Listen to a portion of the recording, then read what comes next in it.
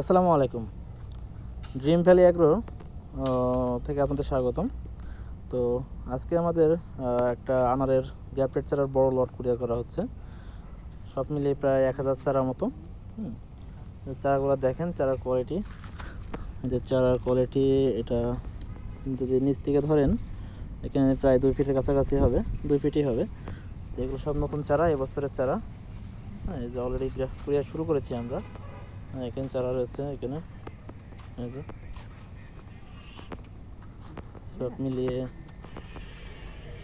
চারা 1000 চারা আজকে কুরিয়ার করা হচ্ছে। চারা এরকম কোয়ালিটি।